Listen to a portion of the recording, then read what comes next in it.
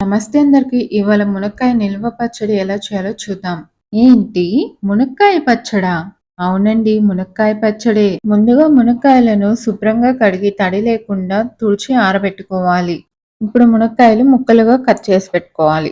ఆ తర్వాత ఒక పెద్ద నిమ్మకాయ సైజు చింతపండుని ఉడికించి ఇలా గుజ్జు తీసి పెట్టుకున్నానండి. ఇప్పుడు ఒక కడాయిలో కొంచెం ఆయిల్ వేసి మునక్కాయ ముక్కలు వేసి 70% వరకు కుక్ చేసుకోవాలండి.